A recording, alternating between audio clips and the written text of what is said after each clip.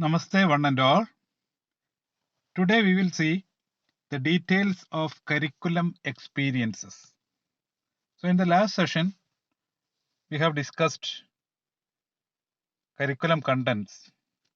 So, we are with a series of discussions on various components of curriculum. The first one, we have finished aims, goals, and objectives, then curriculum content, and the third component, curriculum experiences. So, what is the meaning of curriculum experiences? So, in a sense, we can say experiences to translate a written curriculum into a functional one. So, that's the meaning. Curriculum, which is a document in written form, including syllabus plus various activities, regulations, other details, etc. You are already seen in curriculum content. What are the contents in curriculum? So it's a written document or it's a passive, inactive thing. So certain experiences. So these experiences shall be considered as heart of the curriculum because these experiences help the realization, actualization of curriculum, the curriculum into happen, application, implementation. So make it functional. So that's the simplest meaning of curriculum experiences. Those experiences which enable to translate the written curriculum into a functional one. And these experiences we can categorize generally into two. There are planned experiences as well as unplanned experiences. And in another sense, the experiences shall be extended for the entire duration of the program, both in and out of the class. So that's the nature of the experiences. Nature of curriculum experiences. It involves planned experiences, certain experiences that we can plan, we can choose, we can select, which are written as such in the curriculum. And there are other category of experiences called unplanned experiences in the form of interactions that we can the details of which we can discuss later. So the sum total of all experiences for the entire duration of the program within the class as well as outside the class. So that constitute the curriculum experiences. So with regard to planned experiences, we can categorize the prominent type of planned experiences are classroom experiences, of course, because the system of education, the nature of curriculum, we are following a product approach in curriculum most of the time, and the theoretical weightage will be 80% plus. So naturally, the planned experiences, the major share of experiences shall be classroom experiences, in class experiences within the class. So in class itself, those experiences are mainly teacher related because everything is official when a teacher come to a class with some kind of textbook or some teaching study materials, etc., or with some activity, etc. Only then we learners intervene into that, or we are expecting a teacher to come into the class for initiating the process of education. So it is teacher related, of course, the classroom experiences. Then there is institution related experiences, peer related experiences, and activities related experiences. So experiences planned by the institution, observing certain days, uh, and other kind of activities which are specific to institutions or especially planned by institution, organization of various online offline programs, all those are planned by the institution. So that is institution related. Then peer related, related with your uh, friends, classmates, the academic uh, deliberations with your peers.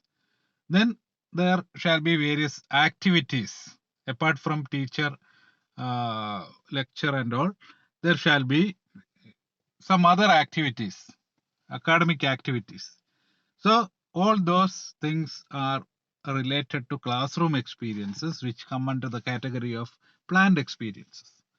Then there shall be field experiences.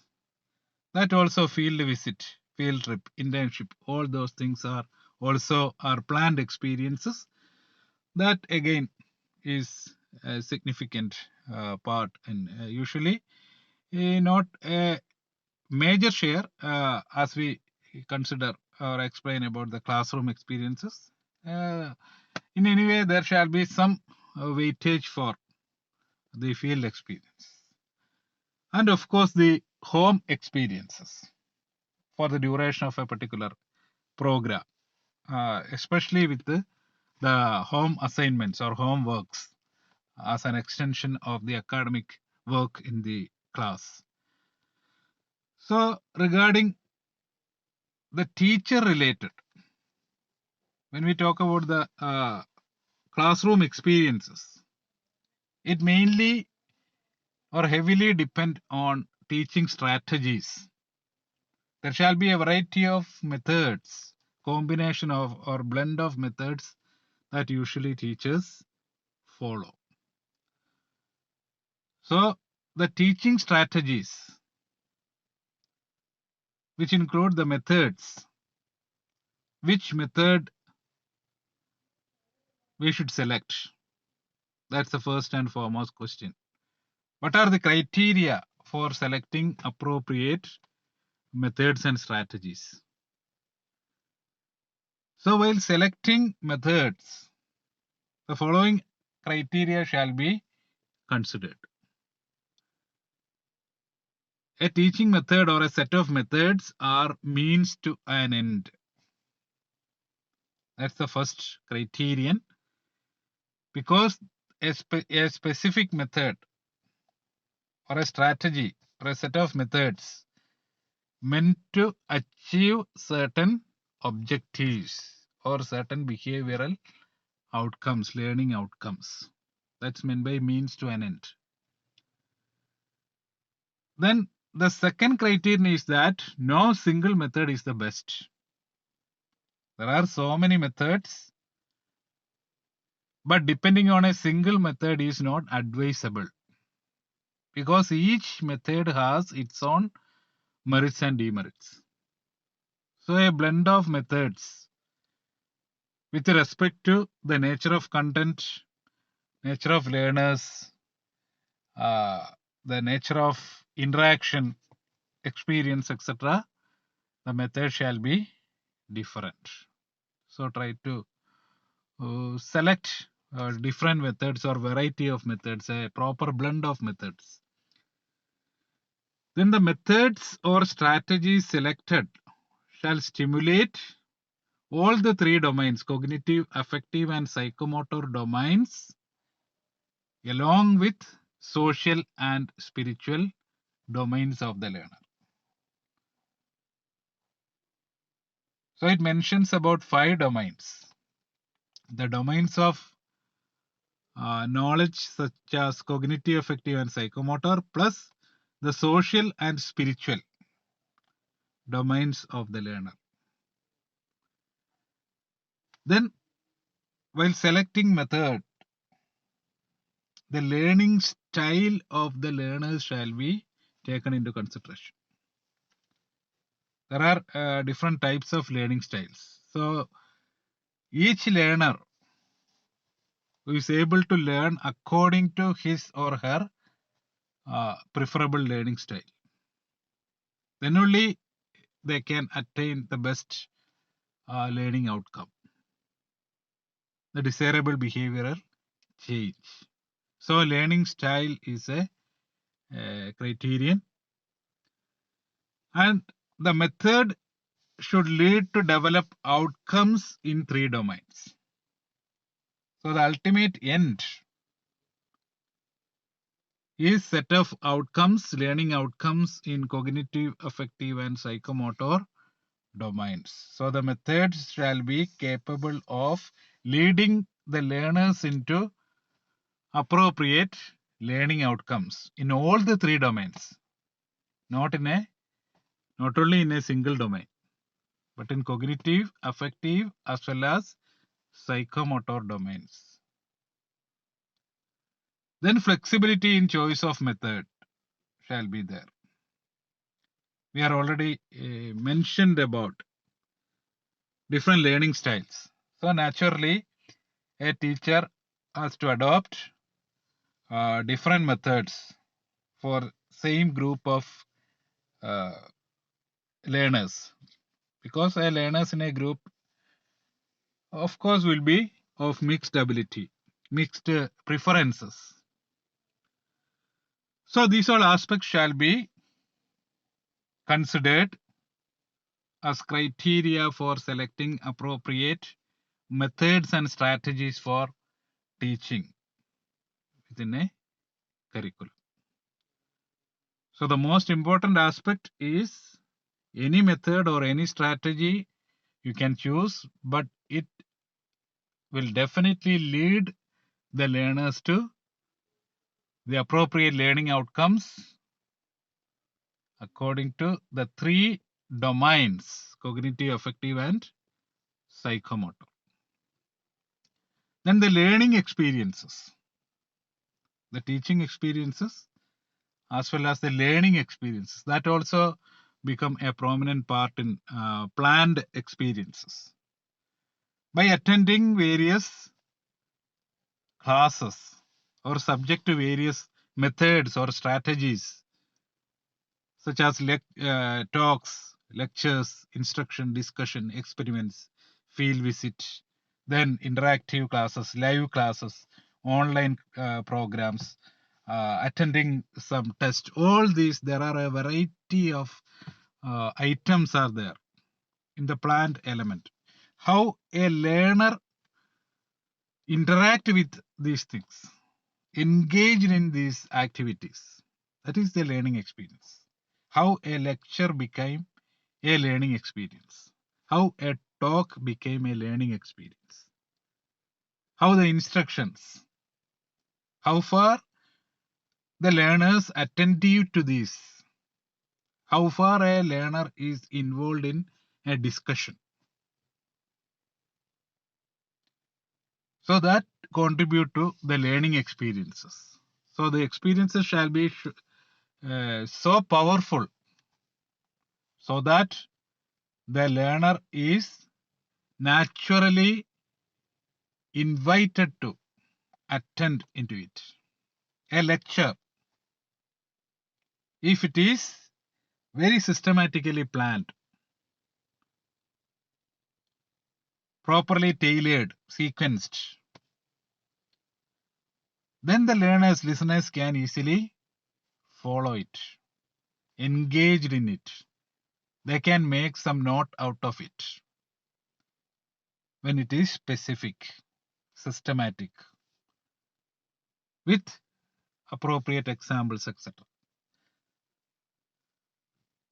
So in such a way, all these things, there is a component of learning experiences that also shall be planned.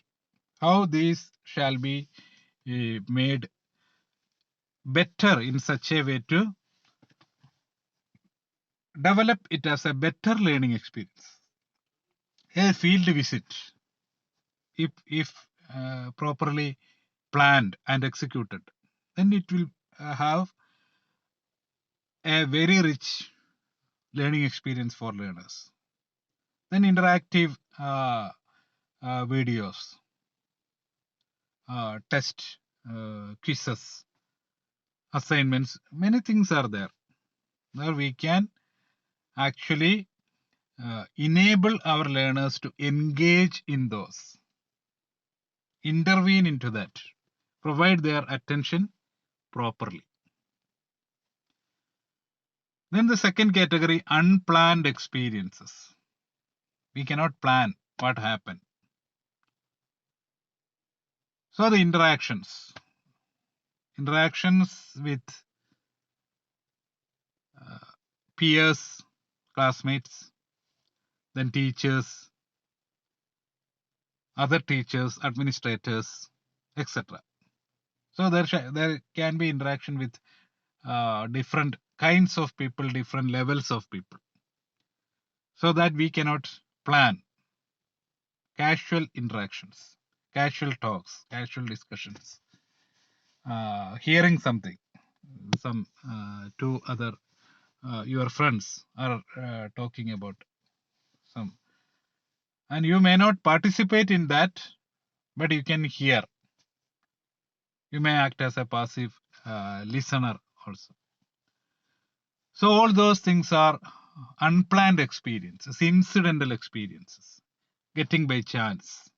That also as an important factor with regard to curriculum experiences, because in connection with various activities, practices, programs within the curriculum, naturally you will have different doubts, you need clarification, etc., which most of the time we may not, or we cannot approach a teacher or approach some other person to get details. So in that time we will rely on interaction with our friends or some others, some elders, etc. So that all those things are unplanned. And similarly, an unplanned fraction of these experiences shall be at home also for the duration of the program. What are the facilities and background of the home of learners? That also is a contributing factor. What is the background of the learner, especially in this particular context? Because learners are relying on online classes.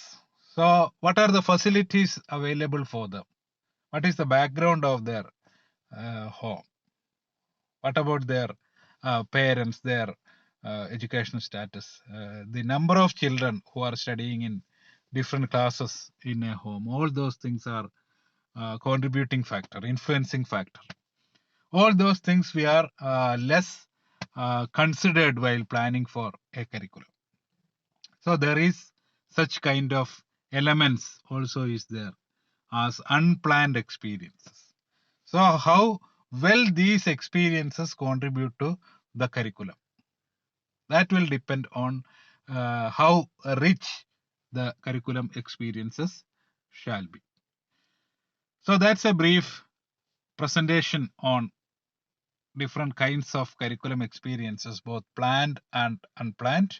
So whatever it is, the goal of these curriculum experiences, it is to make a written curriculum into functional, as in terms of learning outcomes in all the three domains: cognitive, affective, and psychomotor.